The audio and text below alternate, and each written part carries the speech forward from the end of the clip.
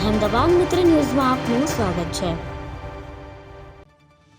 જામનગર એલસીબીની ટીમે કાલાવડ પંથકમાં ધામા નાખી ધાડપાડુ ગેંગના 5 સભ્યોને ઝડપી પાડ્યા છે। આ ગેંગ પાસેથી ઘાતક હથિયારો, કેબલ, કાર, સ્કૂટર, બાઇક અને મોટરસાયકલ સહિત કુલ ₹4.25 લાખનો મુદ્દામાલ જપ્ત કરવામાં આવ્યો છે। કાર્યવાહીથી કાલાવડ પંથકની કેબિન ચોરીના 4 ગુનાનો ભેદ ઉકેલાયો છે। ગેંગની કુલ 39થી વધુ ગુનાઓમાં સંડોવણી ખુલી છે। એલસીબીની ટીમે પવન ચક્કીમાંથી વારની ચોરી કરતી ટોળકીને શોધી કાઢવા માટે ઝુંબેશ હાથ ધરી હતી। દરમિયાન એલસીબી સ્ટાફના કાસમભાઈ બલોચ, દિલીપભાઈ તલાવડિયા, હિતેન્દ્રસિંહ જાડેજા, મયુરસિંહ પરમાર અને ઋષિરાજસિંહ વાળાને સંયુક્ત રીતે બાતમી મળી હતી। બાતમી મુજબ કાલાવડ તાલુકાના મછલીવાડ ગામથી અરલા ગામ તરફ જવાના રોડ ઉપર લૂંટારૂ ટોળકીના માણસો જીવલેણ હથિયારો સાથે લૂંટ કરવા એકઠા થયા હતા।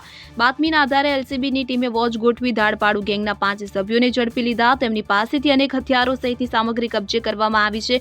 પ્રાથમિક પૂછપરછમાં તેઓએ તાજેતરમાં 4 સ્થળેથી વારની ચોરી કરી હોવાનું કબૂલ્યું છે। કાલાવડના ગ્રામ્ય પંથકમાં તાજેતરમાં પવનચક્કી એરિયામાંથી કેબલની ચોરી થઈ હોવાના બનાવો સામે આવ્યા હતા। આ અંગે કાલાવડ ગ્રામ્ય પોલીસ પંથકમાં ફરિયાદ પણ નોંધાઈ હતી।